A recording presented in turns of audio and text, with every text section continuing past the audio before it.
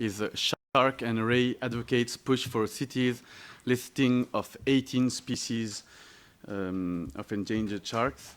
Starting this Saturday, the Convention for International Trade in Endangered Species will hold its conference of the parties, and they will vote on the proposal of adding 18 species of the most vulnerable species of sharks and rays on Appendix II of the Convention. We are happy to welcome today, in collaboration with the Pew Charitable Trust, to speak about this important topic, the following distinguished panelists. First, Dr. ABDULLA NASEER, Minister of State for Environment, Minister of Environment from Maldives. He is on his way and he will shortly join. On my right, Colonel ABBA SONKO from CITES Management Authority from Senegal. On his right, we have WARWICK, Associate Director, Sharks and Ray Program, Wildlife Conservatory from the Wildlife Conservation Society. On his right, we have Dr. RIMA JABADO, founder and lead scientist from Elasmo Project. And last but not least, Karen STEUER, Senior Director from the Pew Charitable Trust. Before giving the floor to Colonel SONKO, I will ask our guests to sign our gold book and to receive a little present. Just under you can, yeah, or here under you can write your name. Here? Yes.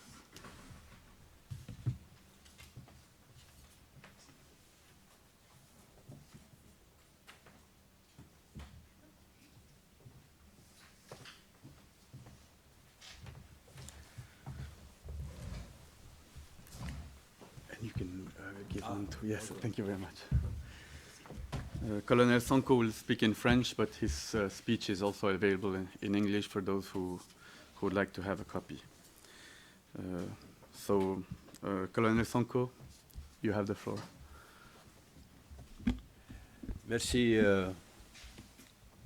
Monsieur Tobias Clerc, pour m'avoir donné la parole, pour m'exprimer devant les partenaires et les communicateurs que vous êtes, la presse, qui s'investissent dans le domaine de la protection et de la conservation.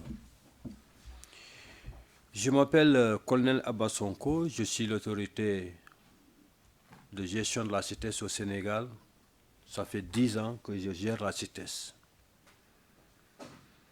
Je voudrais donc vous remercier et vous parler à ma qualité de délégué du Sénégal, mandaté pour venir défendre les intérêts du Sénégal, mais surtout la protection de la biodiversité.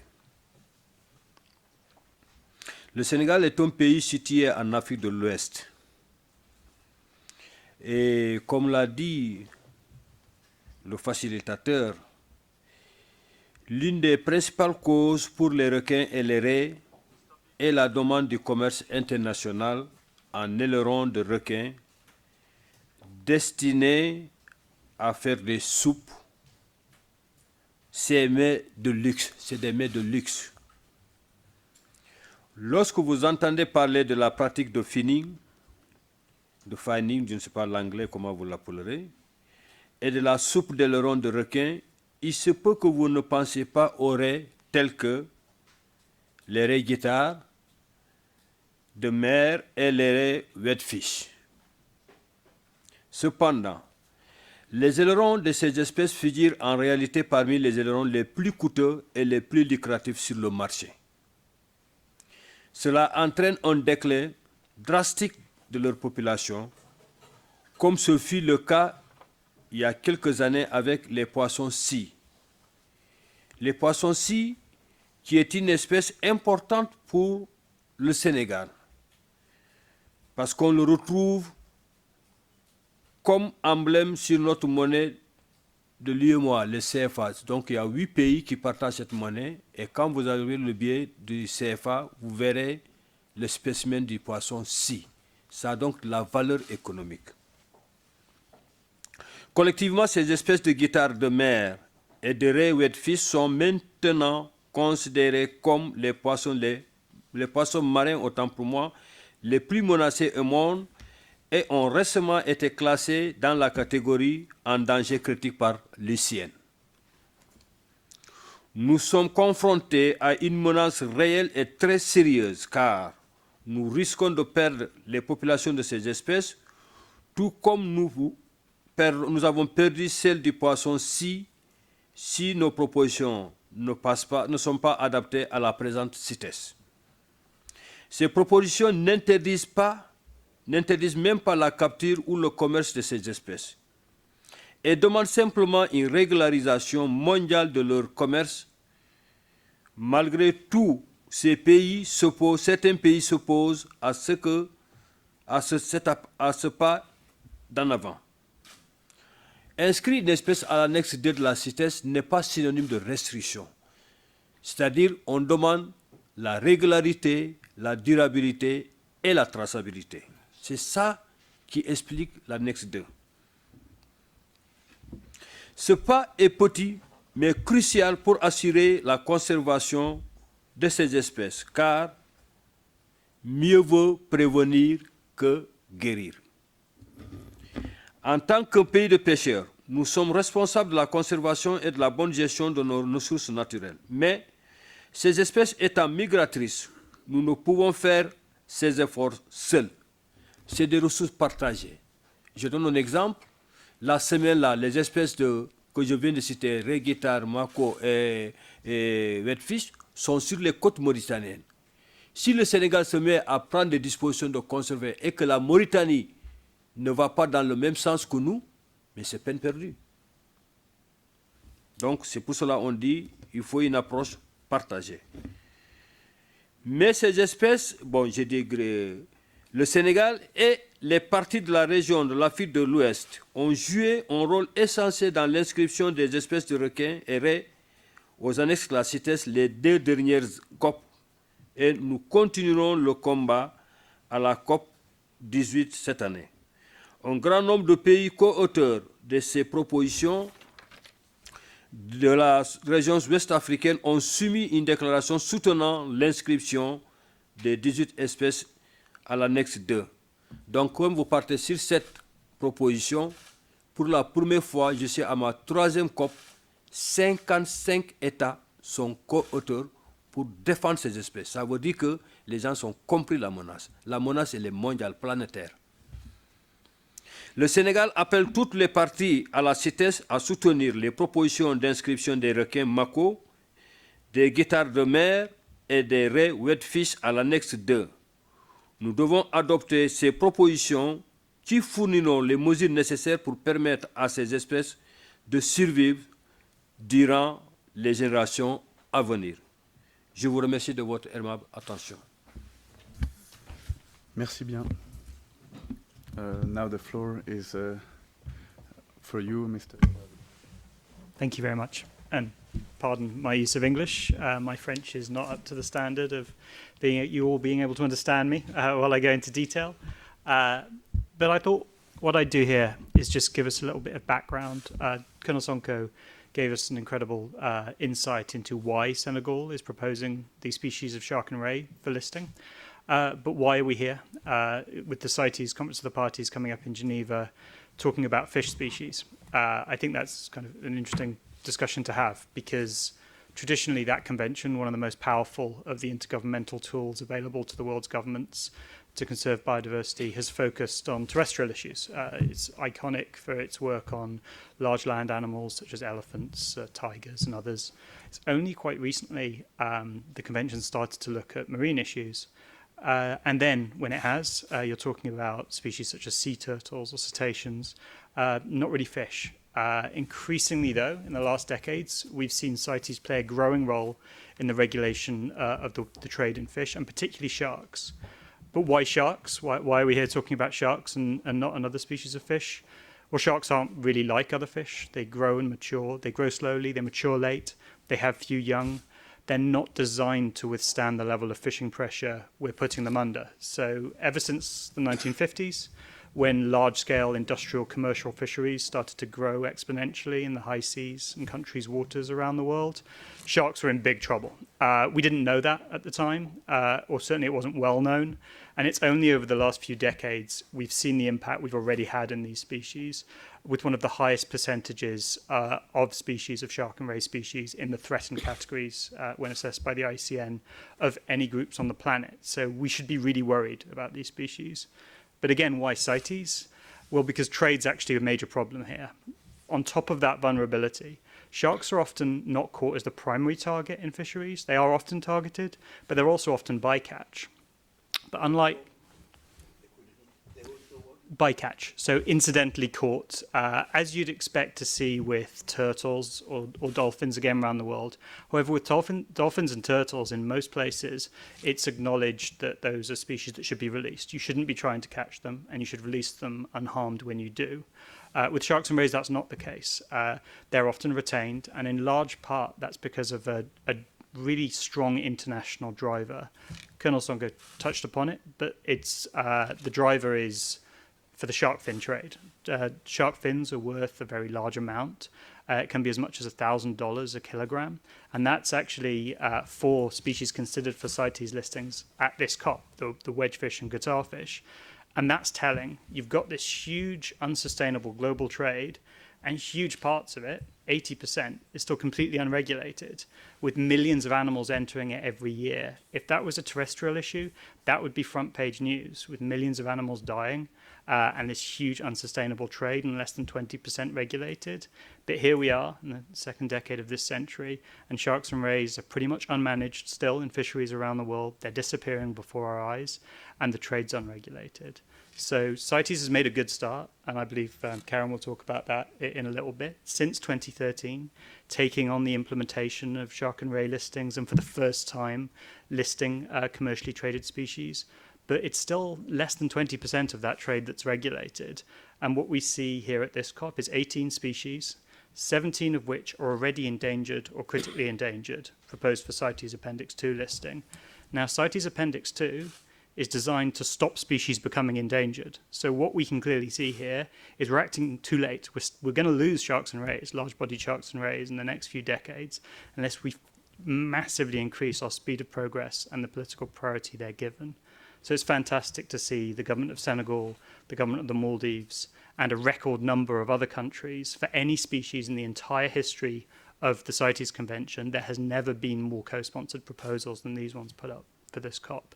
That's great to see, but that needs to turn into action. We're talking about what's now in the guitarfish and wedgefish that Dr. JABADO will talk about, the most threatened group of marine fish on the planet.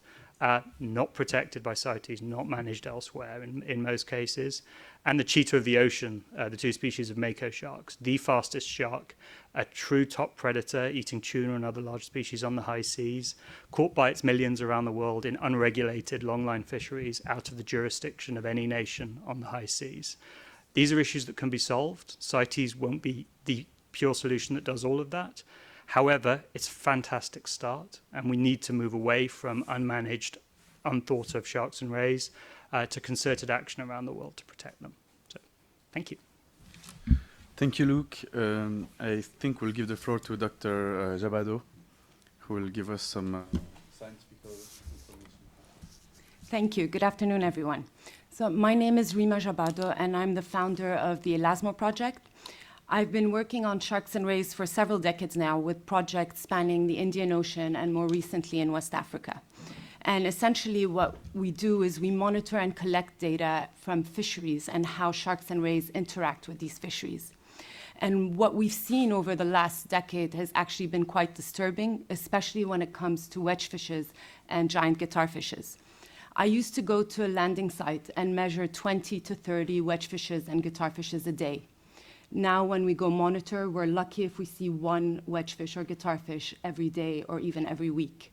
So the population declines we've recorded are so steep that these rays are now considered the most threatened marine group on Earth.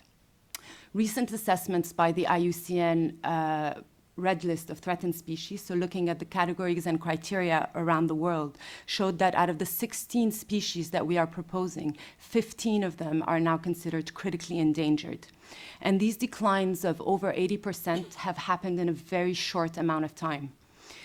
This has happened for a number of reasons. As a group, wedgefishes and giant guitarfishes usually are found in shallow coastal waters in depths of less than 100 meters. And this is where the intense fishing pressure is happening around the world, from trawling, from gill netting, mostly from artisanal fisheries. And the second reason is because, as Luke mentioned, sharks and rays take a long time to mature, and they have very few pups. And this makes it very hard for them to sustain any kind of pressure and have populations recover. Thirdly, because even though coastal communities that are using these artisanal gear to fish for them, they will consume the meat, the main driver in the retention of wedgefishes and giant guitarfishes is their fins. Fins are exported from all over the world to Asia, and they're now considered the king of sharks' fins, and they can cost for 1 kilo of dried fins up to $1,000 US dollars. So what we're facing is really this conservation crisis for these species, and we need to act. One key intervention is obviously fisheries management in each country to try and see what is happening and try and control the fishing pressure. But CITES also is a key role for species where the trade is driving overexploitation. There are now a number of tools that have been developed to support the implementation of CITES listings.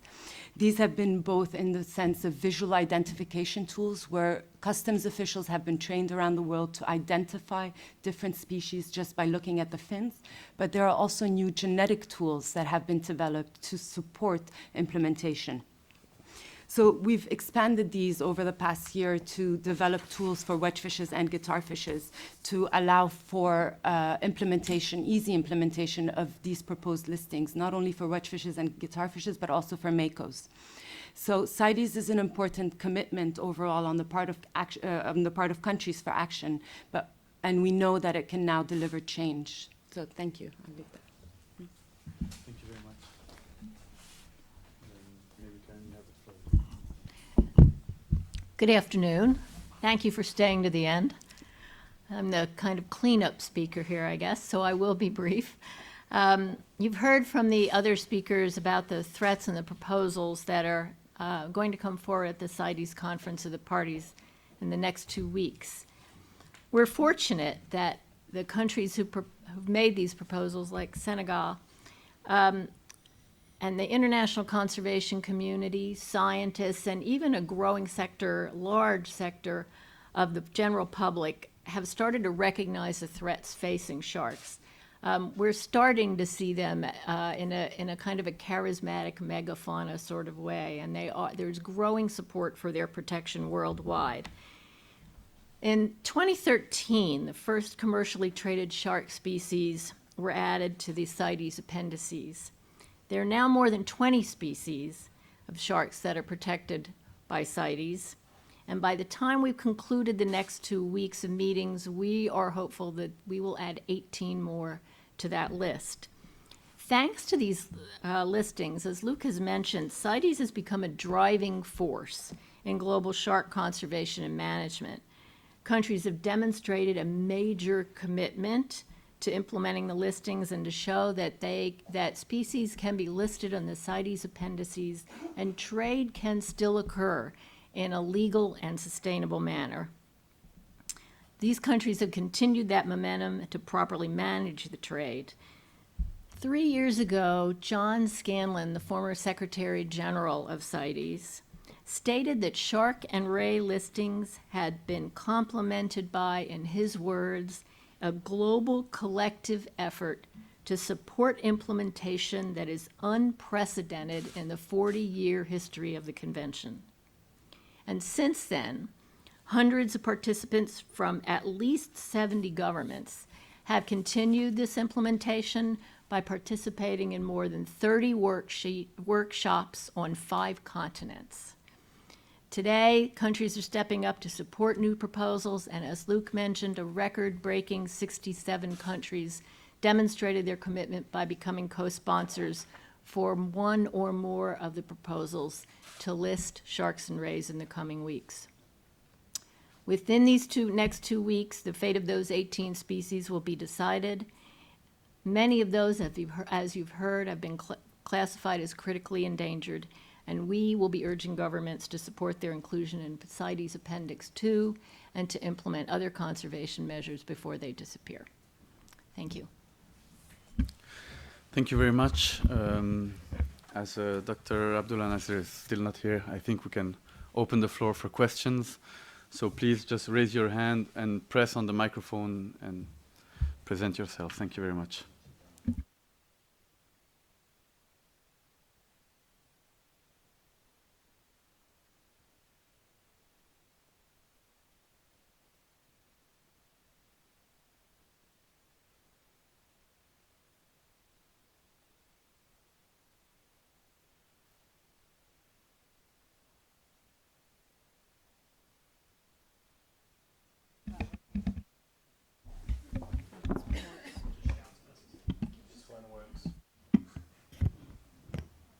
Christian?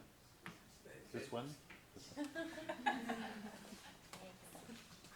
It's open. Thank you. Hello. Christiane Ulrich, German press agency. You've all made the case that is so convincing. I wonder, where does the opposition come from? Where do you see problems coming up at CITES? Do you expect this to be controversial, or is there any chance that this is not going to be adopted?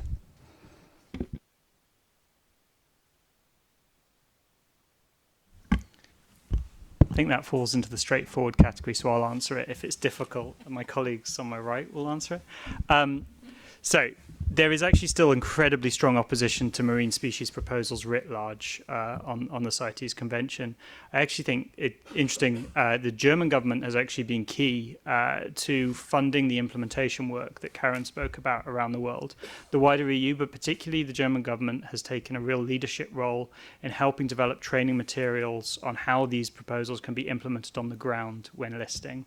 Until very recently, it was commonly thought by a lot of CITES parties, actually, that CITES was very terrestrially focused. Parties didn't have the knowledge or the remit to implement marine listings. What we've seen in countries like Senegal, the Maldives, and a huge range around the world is that these listings actually bring together environment ministries, fisheries ministries, and customs ministries together to work to implement them. So that it's still controversial. The reason it's less controversial than it was is since 2013 it's worked. Countries have gone home and been able to implement these listings. Some have protected species, some have started to put in place better fisheries management, but it's not as scary as people thought.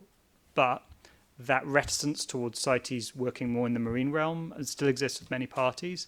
And so I would expect this to be a proposal that not only goes to a vote that could be quite close. It's encouraging to see the level of support, but it still will be hotly debated. But, yeah. It's a real mix, because when you talk about fishing countries, that's pretty much every country with a coastline and lots without. But there is still a lot of opposition from a range of countries.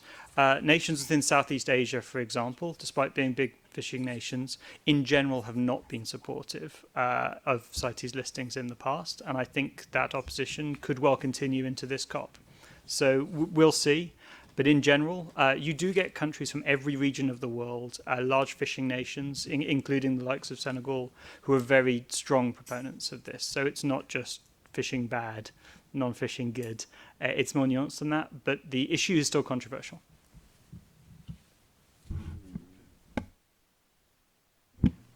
Yes, Edouard Rouillet, AFP TV. 2 questions.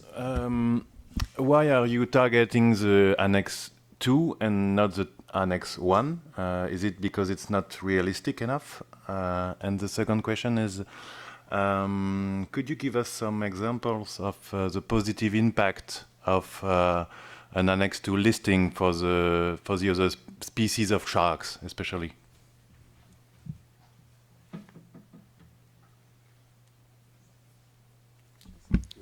Yeah, I'll talk about Appendix 2 and why, and then maybe you can set some examples. So I think you actually answered the question for me. Because of the controversy I just discussed, Appendix 1 listing for marine species that are still heavily traded is incredibly hard. sawfishes, all sawfishes are on CITES Appendix 1, but they're there, sadly, after they were completely driven to extinction around the world, and there was nothing to trade. Tiny relic populations left in some places in the world. Guitarfish and wedgefish are heading the same way, so this is about trying to get ahead of the curve of that. CITES Appendix 2, in the way the convention is written, does offer the countries more flexibility. They can, it even says in the convention, they can take stronger measures. They could fully protect these species. And for some with critically endangered status, that's probably going to be the case. For other species, let's say the mako shark that's proposed, there's still time to put in place sustainable fisheries management for those species. The time should have been in the past, but it's still now. So I think it's Appendix 1 for species that are still caught and traded would meet with incredibly strong opposition, I would imagine. Even Appendix 2 being so controversial, as I said in my speech, these are species that in some cases do meet Appendix 1 already. It's just the criteria for CITES aren't a level playing field between land animals and things that live under the sea. I would also add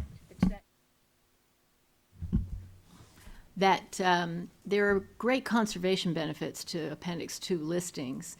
Countries who want to maintain trade under the Convention on for species on Appendix 2 must do what is called a non-detriment finding. So they must determine the status of the species in their waters. They must determine whether they can manage trade in it. And the overall conservation benefits of that, which come out of an Appendix 2 listing, and the desire to do some sustainable trade are often discounted, but they've proven to be huge in other species. Oui, je m'excuse, my English is not fluent, I cannot give my opinion in English. Je vais m'exprimer en français. Et je voudrais remercier ceux qui sont intervenus en posant les questions pour montrer combien de fois c'est des questions qui intéressent la presse. Et que nous aussi qui sommes dans la conservation, on ne saurait sensibiliser davantage d'opinions publiques si la presse ne véhicule pas nos idées. C'est en ce sens que je voudrais vraiment remercier le club de Suisse de la presse de nous avoir donné l'opportunité de nous exprimer ici. Pour venir aux questions qui étaient posées, d'où viennent, ma collègue a répondu, mais ça m'intéresse de revenir, d'où vient l'opposition d'adopter les inscriptions? Vous savez, il y a 3 inscriptions, 3 annexes. Annexe 1, c'est les espèces qui sont listées dans cette annexe, c'est une intégration formelle, sauf pour des buts éducatifs et scientifiques, parce qu'on ne va pas refuser la science. Annexe 2, c'est-à-dire on autorise la commercialisation de ces spécimens, mais à condition que ça soit réglementé, suivi et qu'il y ait la traçabilité. Donc, les espèces, leur niveau actuel, si aujourd'hui on demande d'inscrire une espèce en annexe 1, c'est compte tenu de la vulnérabilité de la population sauvage de l'espèce. Si on est en train de frôler l'extinction, il faut aller à l'annexe 1. Maintenant, si encore il y a une vulnérabilité, mais encore les populations sont encore viables, on opte pour l'annexe 2, pour commercialiser. Et ça permet d'avoir des données au niveau international. Parce que quand l'espèce n'est inscrite nulle part, les Anglais, bon, je ne sais pas si je m'explique bien, c'est comme on nomme Aslan. Chacun prend, il s'en va. Aucun papier, ce n'est pas réglementé. Donc, dans un deuxième temps, on agrippe l'annexe 2 pour permettre un suivi au niveau mondial. L'annexe 3, c'est une demande exclusive d'un pays. Si aujourd'hui la Suisse pense qu'il y a une espèce qui est menacée en Suisse et que la Suisse voudrait conserver cette espèce, la Suisse peut faire une demande express à la communauté de la CITES pour qu'on leur accepte l'interdiction d'exploiter cette espèce qui appartient à la Suisse. Ça, c'est le pays exclusivement qui le fait. Alors, pourquoi annexe 2, donc j'ai expliqué, et les bénéfices de l'annexe 2, je crois que mes collègues sont revenus là-dedans. En tout cas, nous, depuis 2013, le Sénégal a beaucoup porté des projets, depuis Bangkok, Johannesburg. Cette année, ça va être la 3e fois d'inscription des espèces de requins et de raies. Mais les bénéfices sont énormes parce que après nous menons des campagnes avec les ONG qui nous sponsorisent, des campagnes de sensibilisation, de formation des acteurs. Et on ne s'arrête pas là. Dans les campagnes de sensibilisation, les zones où il y a la pêche, on met des graviers, comme vous avez mis ici les espèces, dans les classes des élèves qui sont au primaire. Parce que c'est important. L'avenir, c'est à la jeunesse. Donc, dans ce que nous faisons, on doit prendre compte la place des jeunes. Et voilà un peu ce que nous faisons après les inscriptions, pour ne pas être long, parce qu'il y a des collègues. Merci. Merci beaucoup. Can I just answer your second question a little more? You asked about what are some of the benefits that a listing on CITES brings. The biggest issue with sharks and rays and their management from a fisheries perspective is they were never on the agenda. They were fish that were caught and fins were valuable, but most of the bodies were thrown back into the water. And they are slowly becoming on the political agenda for many countries, and CITES, I think, had a big role to play with this. Suddenly, all of the species that are listed on CITES have become a priority in regional fisheries management organizations. There's increasingly research that's being done to understand their status and to better be able to manage them. So I think it's a first step that brings traction and brings attention to a lot of these species and puts them on the agenda. So I think, again, it's not going to be the only thing that needs to be done, but we have seen so much interest from many of these governments that have updated their national legislation to include some of these CITES listings, to potentially protect some of these species in their countries because they know that they are catching them in large quantities. And it's also brought action from countries wanting to do workshops and understand how they can implement a lot of these listings. So there's definitely been a lot of improvement. A lot of the listings are quite recent, and it takes some time before implementation gets started, but we're seeing a lot of difference in just the past 3 years since the last co-op.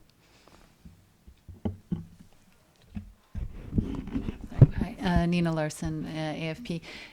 Just to follow up on that, if you could mention some specific species that have where it's turned around the trend, and also I had a question. There are quite a few other international treaties or conventions that have to do with fisheries, and why is CITES more effective in addressing this issue?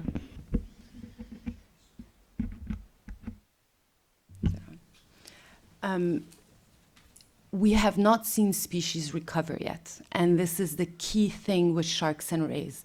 Like I mentioned, they are usually the species, particularly the species that we are proposing, are very long-lived, so they don't mature sometimes until they're 15, 20 years old. They give birth to very few pups, and to see any type of recovery is going to take some time. So this is, again, increasingly countries are collecting data and putting mechanisms in place to be able to see whether there is a change, but it is too soon to see a change. Do you want to take the second question? Yeah. And I'll even add a specific example on that from the proposed species. So let's say shortfin mako in the North Atlantic. It's been heavily overfished, no regulation. If no more fishing, no more mortality, so no more sharks were to be killed in the North Atlantic from today, scientists estimate it will be 2070 until the population recovers even to kind of a base level where fishing would be advisable again. It's kind of terrifying. And that is a species that isn't even listed yet. So it's going to take us a really long time to recover some of these species. Wins for sharks right now are the basic steps of management. Better data collection, and then things that can be followed up and refined over time. We're kind of in Shark Conservation 101 because this was a neglected issue for so long. We need to take that action now, and then more advanced things, including recoveries, will follow. There are some examples, but mainly from countries like the US and Australia, where management was put in place 30 years ago. So we need to see that sort of stuff replicated around the world. The second question was... Why CITES? Well, so there are many conventions. They all have overlapping remit, which makes it confusing. Just in the environmental field with shark remit, you have both CITES and CMS, the Convention on Migratory Species. They do different things. CITES obviously regulates trade. CMS is looking to bring together governments to have cohesive measures across migratory range. The thing about CITES that I think Dr. JABADO touched upon is because it has a strong driver and very effective enforcement action when countries don't comply, countries listen to CITES. It's high profile. When they go home, they know they have to do something. They have to implement it. And unlike other conventions where that isn't as strong, there's a fear factor for governments that might not have acted on sharks to go back and make something happen that sometimes goes beyond trade, as those non-detriment findings Karen mentioned are implemented. Sometimes that will actually be just fisheries management steps. So it's a great driver. There's also all the fisheries bodies out there that work on a regional basis and then cover the world's high seas via tuna RFMOs. Sharks have been way down the agenda in those bodies. Having attended them for years, you're lucky if 1 week covers 10 minutes of that. And they're bodies that make decisions by consensus, whereas CITES votes on contentious issues. So just in terms of speed of progress, those bodies have a hugely important role to play in managing sharks. But CITES has been much more reactive to date to trying to get when new information is available, as we're seeing for these proposed species. CITES has taken action in the last 6 years once it's become more readily available. We haven't seen a strong progress from those fisheries bodies. I think it will come, and the way that will have to work is together. They manage different things and they have different rules, but actually what we need to see is more cooperation between fisheries and kind of environment departments and trade departments. Et je vais donner peut-être un exemple d'une espèce qui a été inscrite et dont les bénéfices de l'inscription a permis à la population de cette espèce de connaître une dynamique. Hein. Mais c'est en dehors des espèces de poissons. Parce que les requins et raies, les inscriptions massives ont commencé en 2013. Donc longtemps ça a été négligé. Mais je vais vous donner une espèce qui est inscrite à l'annexe 1. C'est le rhinocéros blanc de la Namibie, Afrique du Sud, Zimbabwe. C'était inscrit à l'annexe 1. Mais aujourd'hui, la population qui a été protégée a connu une augmentation. Si bien que ces pays ont introduit une demande pour le ramener à l'annexe 2 afin que l'espèce soit exploitée. Mais je vais dire une chose en règle générale pour nous les environnementalistes, les écologues. Les ressources sauvages, que ce soit la forêt, la faune et les poissons, nous devons la considérer comme notre compte épargne à la banque. Compte épargne à la banque, quand on connaît le stock. Donc si chaque année vous prélevez au-delà des intérêts produits par le stock, la reproductivité, c'est comme votre argent, si vous prélevez au-delà des intérêts produits par le compte, vous touchez le capital. Et en touchant le capital, on est en train d'harmoniser le capital. C'est comme ça qu'il faut voir les inscriptions. C'est fait pour protéger l'espèce, pour que l'espèce puisse se reproduire. Et quand elle atteignera un niveau vraiment viable, mais on peut revenir. Si c'est annexe 1, on peut revenir en annexe 2 pour permettre à la population d'exploiter. Parce qu'on estime que la population a connu une progression. Voilà un peu les enjeux, comment il faut faire ça. Merci.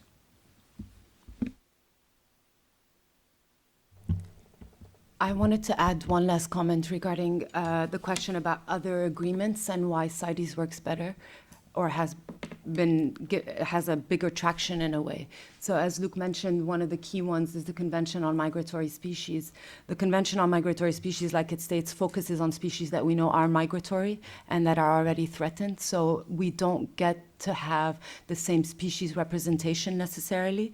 And it focuses on having countries cooperating, but also developing national legislation. So it works really on having them develop their national legislation to protect species within their waters. They can collaborate with countries next to them, but it's really about maintaining their biodiversity in a way. Whereas CITES works with the key driver for these, for the overexploitation of these species. So it works in a different way to try and really target the problem, which is the fin industry right now. I would just add to that, CITES has a single, simple remit, and that is to halt unsustainable trade. It's very simple to understand. I think it's one of the reasons that so many countries are willing to engage in a productive way and to find effective ways to implement it, because they can understand it, they know what the driver is, they usually know what the sources are, frequently know what the markets are. It's an easy concept in many ways to grasp, and I think that makes it a very effective convention. think the one way I'd end that bit is the weird thing with sharks is it might end up being the trade that threatened them in the first place that ends up saving them. Because CITES is strong and other bodies haven't been able to act just because of the processes and how they work, it might actually be the trade that was driving them and still is towards extinction that puts in place the drivers, the first drivers that allow us to turn that around. So it's a pretty unique opportunity.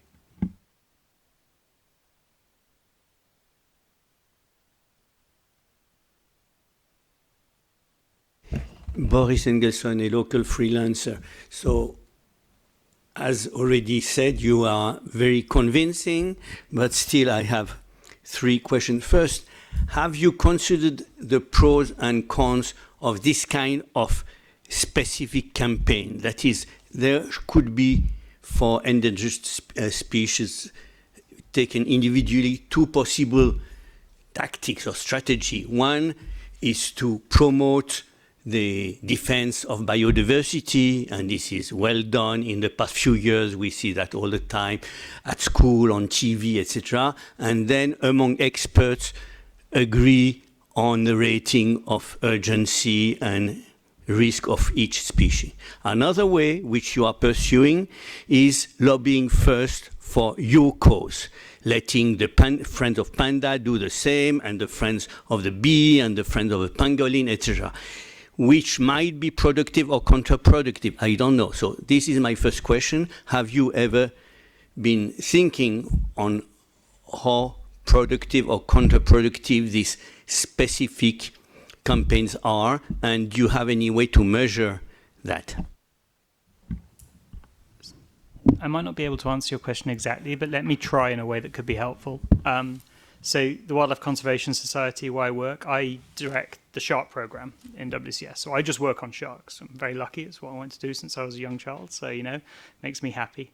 However, WCS works in over 80 countries around the world on programs of work that range from community engagement, education in schools, all the way up to helping governments with management, collecting baseline data on a huge range of species, on issues like large-scale protected areas in the ocean and on land.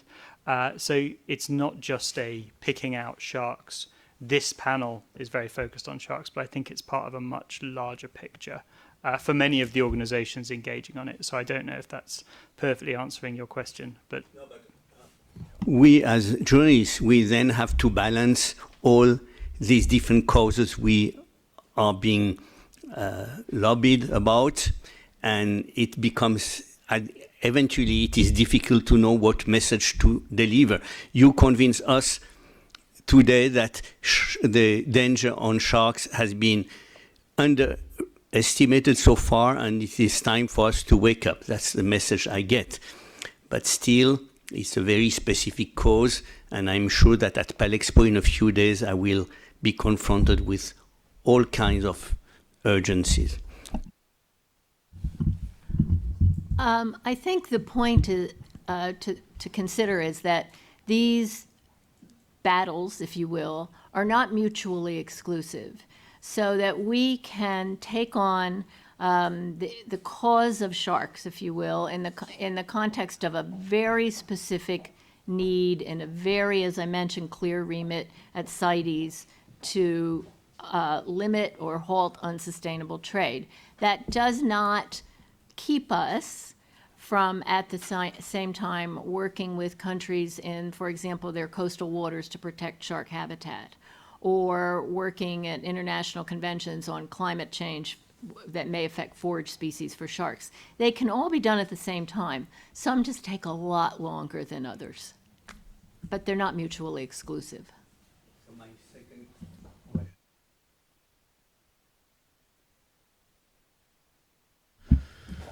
So Mr. NASEER, Dr. Abdul NASEER is with us, Minister of State of Environment, Minister for Environment from the Maldives. So, Your Excellency, you have the floor to speak us about this sharks and ray topic. Just give a statement. Yes. Yeah. Okay. Okay. Thank you very much, everyone. Got a bit late here due to flight schedules. I can give you a short statement first before you can ask me any questions. We are a small island nation in the Indian Ocean, and fortunate to have about 50 species of sharks and rays within our waters. We have recognized the importance of these species to our ecosystem in many ways, for our economy, for ecotourism, for livelihoods. And so in order to protect sharks, in 2010, we chose to prohibit all types of commercial fishing of any type of sharks throughout our entire EEZ. And while we have these measures domestically, many shark species, as we all know, are migratory. We are located right in the middle of the Indian Ocean. And there is a strong need for management measures to reverse the decline of vulnerable shark and species on a global scale. We recognize the importance of the role of CITES, which has played an important role in helping to ensure continued fishing and trade of these species, and included them in the CITES appendices. As a result, we led to the proposal to include the silky shark in Appendix II, and co-sponsored the proposals for thresher sharks and mobile arrays at the last COP, which was adopted in 2016. So, and we are now the co-proponents of all 3 species of shark and ray proposals, the mako sharks, the giant guitarfish, and the wedgefish to be included in Appendix II. The demand for the fins of these sharks and rays are driving their populations to extinction, and guitarfish and wedgefish are collectively the most imperiled marine fish, and which is now considered critically endangered. The mako sharks are of special concern as they are highly sought after for their fins and meat, and recent studies have classified mako sharks as endangered globally and critically endangered in the Mediterranean. They're caught in high volumes with few control.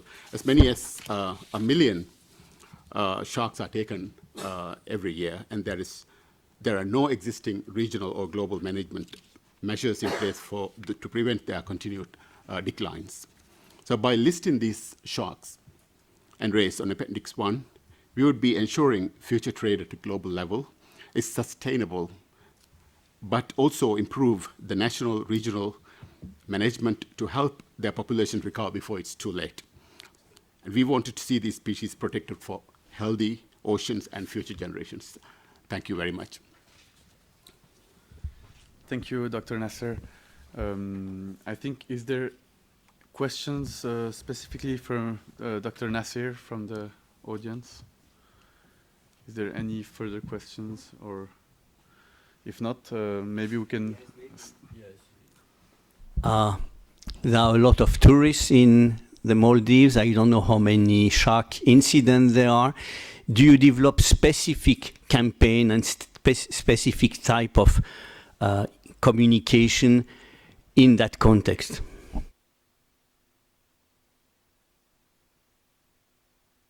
Thank you.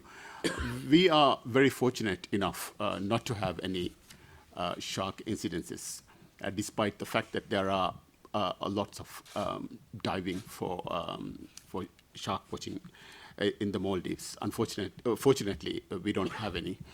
But I think what has happened in the Maldives is that there used to be a very small shark fishery.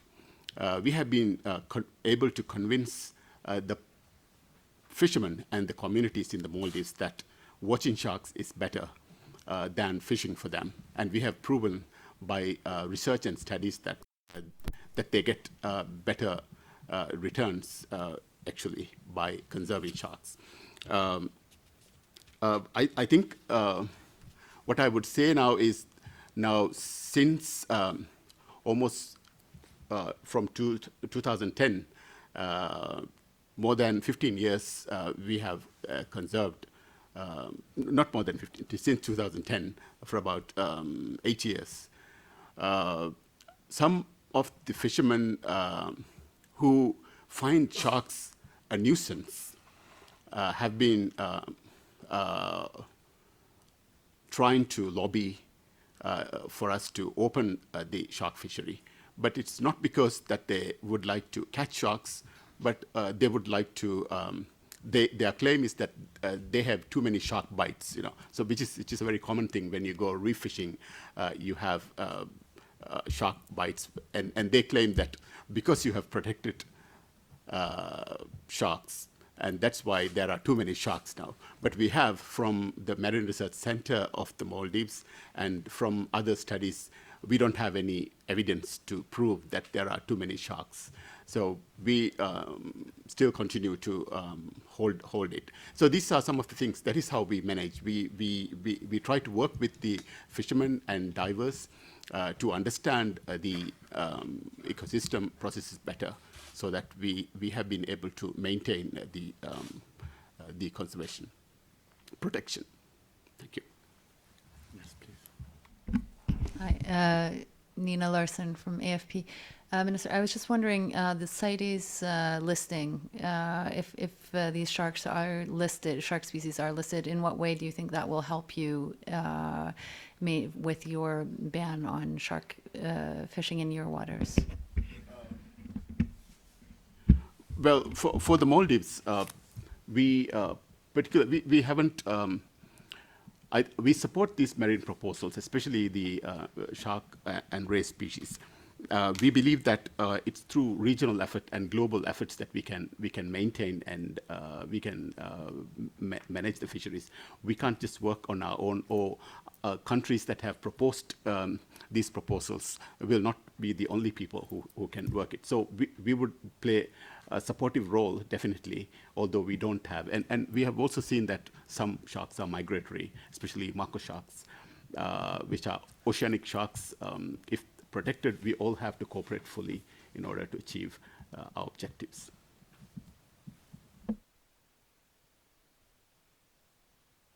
Je voulais juste réagir par rapport aux questions pertinentes qui ont été posées par Doyen. Je crois qu'il a pointé du doigt certains aspects très fondamentaux, tels que le plaidoyer, l'appui des scientifiques.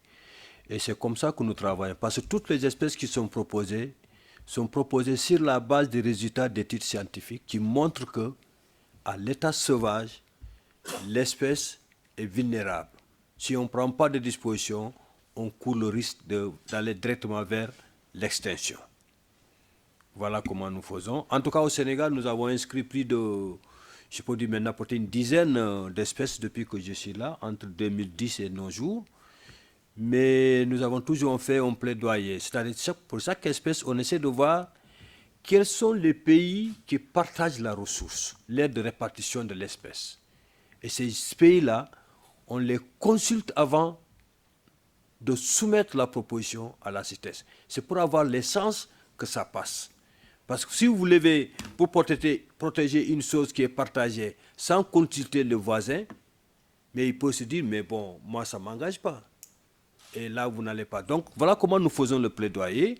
Si c'est les espèces de bois, le bois de rosewood, qui est très prisé par maintenant les pays asiatiques, nous, le Sénégal, on a y apporté une espèce comme ça. Mais qu'est-ce qu'on a fait? On a fait des inventaires à l'échelle nationale pour montrer que scientifiquement, l'espèce est perturbée. Et sur la base de ça, on a consulté les 17 pays de répartition de l'espèce pour qu'on ait une position commune. Et quand on est parti à Johannesburg l'année passée, la dernière COP, c'est passé. Voilà comment nous développons nos stratégies dans le plaidoyer. Merci. I'd like to add something. The way I understand your question is there are so many organizations that are advocating for different species that are all threatened with extinction. So are we crying wolf? With pandas, with a lot of species, terrestrial animals, you can go out into the field and you can count how many animals you have. With sharks and rays, we've got a huge ocean. Earth is ocean, and we don't know what's left. And a lot of the information that we get is actually from fishermen and what they're bringing in. There are two species. A lot of the information we get for sharks and rays is from fishermen. We go out and we look at what they're catching and what they're bringing in. With wedge fishes, we've recently realized what the problem really is. There's a species in Mauritania that has just been discovered a couple of years ago, and we only have 4 or 5 specimens that have been seen. So the numbers have gone down so quickly before we even knew these species existed. There's another species, the clown wedgefish, has only been seen at fish markets in Singapore. It was seen recently, actually, about a month ago, was the first record of this species in over 20 years. So I don't think we're crying wolf, because we're seeing declines that are so quick, and we're seeing it in places where you would expect that if they were still around, we'd have huge quantities of them. So there are species that are wide-ranging that we have a chance to recover. For other species, what's really pushing this exploitation is just purely the fins, and we know that there are so few left out there that if we don't start doing something very quickly, the inevitable is actually extinction very, very quickly.